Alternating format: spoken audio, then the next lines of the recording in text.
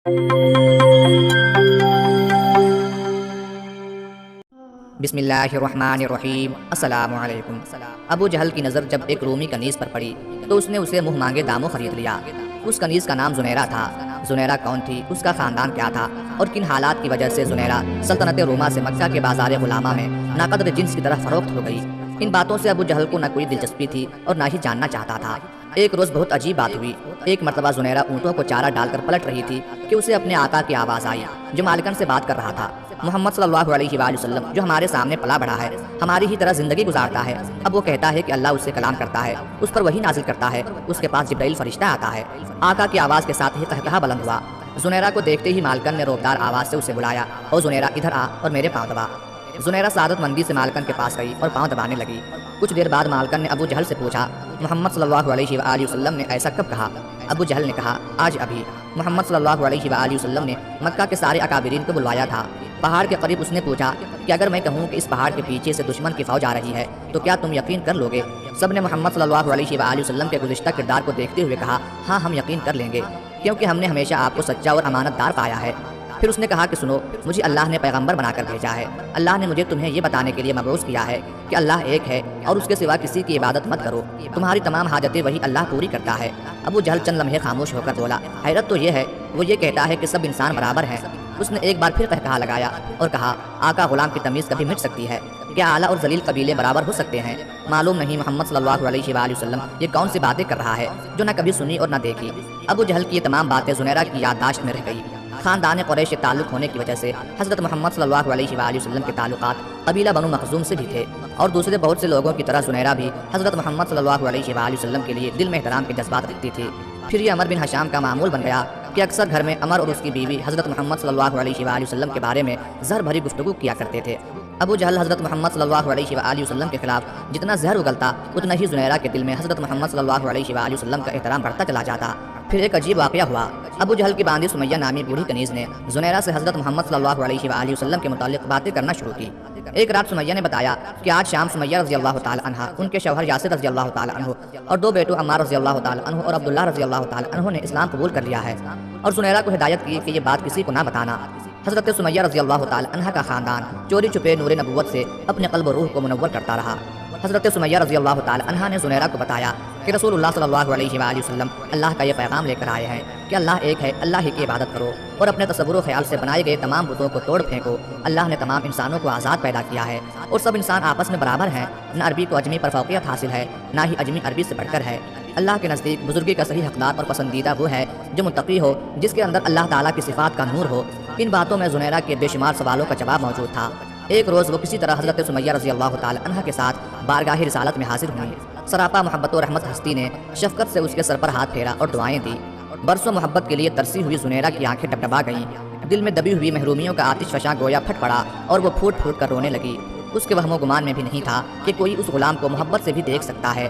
نور نبوت کی ضیاء پاشیوں سے زنیرہ کا باطن آفتاب کی طرح روشن ہو گیا تھا۔ دل تو نہ جانے کب سے اس خدائی پکار پر سر تسلیم خم کر چکا تھا۔ اب وہ ایک معمولی کنیز سے رسول اللہ صلی اللہ علیہ وآلہ وسلم کی عظیم المرتبت صحابیہ حضرت زنیرہ رضی اللہ تعالی عنہ بن گئی۔ رسول اللہ صلی اللہ علیہ وآلہ وسلم نے حضرت زنیرہ رضی اللہ تعالی عنہ کو اللہ کے قرب کے لیے چند طریقے مرحمت فرمائے اور تاکید فرمائی کہ ابھی اپنے قبول اسلام کا اعلان نہ کریں۔ حضرت زنیرہ رضی اللہ تعالی عنہ دولت ایمان سے سرفراز ہونے کے بعد واپس آ گئیں، لیکن عشق چھپائے نہیں چھپتا۔ ابو جہل کو آخر معلوم ہو ہی گیا کہ زنیرہ مسلمان ہو گئی ہے اور عشق حقیقی پر قدم رکھ دیا ہے۔ پھر اس کی جہالت و ظلم کا وہ باب کھلا جس کی وجہ سے اس کا نام ابو جہل مشہور ہو گیا، اور آج بھی اس کا اصل نام عمر بن حشام بہت کم لوگ ہی جانتے ہیں۔ ابو جہل نے حضرت زنیرہ رضی اللہ تعالی عنہ پر ظلم و ستم کے پہاڑ توڑنا شروع کر دیے۔ ابو جہل حضرت زنیرہ رضی اللہ تعالی عنہ کو اتنی بری طرح زد و کوب کرتا کہ وہ بے ہوش ہو جاتی، وہ مار مار کر تھک جاتا، مگر اللہ کی یہ نیک اور صابر بندی سب کچھ سہ لیتی، مگر پائے استقلال میں ذرا بھی لغزش نہ آتی۔ ابو جہل ہر روز نئے نئے طریقوں سے مظالم کرتا، کبھی کئی دن کھانے کا ایک لقمہ بھی نہ دیتا، کبھی سونے پر پابندی لگا دیتا اور اونگ آتے ہی کھال تک نوچ لینے والی چھڑی سے مار مار کر لہو لہان کر دیتا۔ حضرت زنیرہ رضی اللہ تعالی عنہ کا پورا جسم زخمی رہتا اور اس میں سے خون اور پیپ رسنے لگتا۔ مگر اب وہ روح کے اس سفر پر گامزن تھی جہاں مادی جسم کو آدمی روح کے خول یا لباس کی صورت میں دیکھتا ہے۔ رسول اللہ صلی اللہ علیہ وآلہ وسلم کو جب حضرت زنیرہ رضی اللہ تعالی عنہ کے اوپر ہونے والے مظالم کی خبر پہنچتی ہے تو غمگین ہو جاتے ہیں۔ ایک مرتبہ آپ صلی اللہ علیہ وآلہ وسلم کے ایما پر حضرت ابو بکر صدیق رضی اللہ تعالی عنہ ابو جہل کے پاس گئے تاکہ انہیں خرید کر آزاد کر دیں، اور اس سے کہا کہ زنیرہ کو فروخت کر دو، مگر وہ ایک کینہ پرور شخص تھا، لہٰذا اس نے حقارت سے انکار کر دیا۔ اس کا ظلم و جبر یہاں تک بڑھا کہ حضرت زنیرہ رضی اللہ تعالی عنہ کی بینائی جاتی رہی اور آنکھیں بے نور ہو گئیں۔ یہ دیکھ کر ابو جہل تنزیہ لہجے میں بولا، دیکھ لات و عزیٰ نے تجھے اندھا کر دیا ہے، اب تو محمد صلی اللہ علیہ وآلہ وسلم کے دین کو چھوڑ دے۔ اس جملے نے حضرت زنیرہ رضی اللہ تعالی عنہ کے دل کو تڑپا کر رکھ دیا، مگر وہ خاموش رہی۔ یہ بات اتنی مشہور ہوئی کہ مشرکین حضرت زنیرہ رضی اللہ تعالی عنہ کی مثال دے دے کر مسلمانوں پر جملے کسنے لگے کہ دیکھو زنیرہ کو لات و عزیٰ نے اندھا کر دیا ہے۔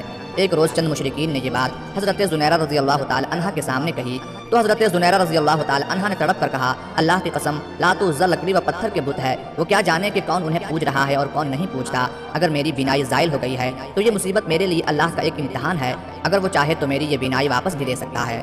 حضرت زنیرہ رضی اللہ تعالی عنہ کی بات سن کر سارے مشرکین نے تنزیہ کہا لگایا اور زیادہ مضحکہ خیز انداز میں حضرت زنیرہ رضی اللہ تعالی عنہ کی یہ بات سب کو ہنس ہنس کر بتانے لگے۔ پورے دن حضرت زنیرہ رضی اللہ تعالی عنہ کی اس بات کا تذکرہ کر کے شرک کے پیروکار قہقہے لگاتے رہے اور مذاق اڑاتے رہے اور مسلمانوں کے جذبات مجروح کرتے رہے۔ اگلے روز حضرت زنیرہ رضی اللہ تعالی عنہ سو کر بیدار ہوئی تو ان کی بے نور آنکھوں میں روشنی آ چکی تھی، اب ان کی بینائی پہلے سے کہیں زیادہ تیز تھی۔ حضرت زنیرہ رضی اللہ تعالی عنہ کی بینائی کے واپس لوٹنے کی خبر مکہ میں جنگل کی آگ کی طرح پھیل گئی۔ کل تک جو لوگ حضرت زنیرہ رضی اللہ تعالی عنہ کی بات کا مزے لے کر مضحکہ اور تمسخر اڑا رہے تھے، انہیں سانپ سونگ گیا تھا۔ خصوصاً ابو جہل تو شرم کے مارے گھر سے ہی نہ نکلا۔ اسی روز حضرت ابو بکر صدیق رضی اللہ تعالی عنہ ابو جہل کے پاس دوبارہ آئے اور کہا کہ اگر تم حضرت زنیرہ رضی اللہ تعالی عنہ کو فروخت کر دو تو میں اس کے دگنے دام دوں گا اور تم اس سے زیادہ طاقتور اور محنتی کنیز خرید سکو گے۔ ابو جہل حضرت زنیرہ رضی اللہ تعالی عنہ کو مزید اپنے پاس نہیں رکھنا چاہتا تھا، ویسے بھی اسے اپنی ہی بات کی وجہ سے شرمندگی اٹھانی پڑی تھی، اس لیے اس سے کئی گنا زیادہ دام پر حضرت زنیرہ رضی اللہ تعالی عنہ کو فروخت کر دیا اور حضرت ابو بکر صدیق رضی اللہ تعالی عنہ نے انہیں آزاد کر دیا۔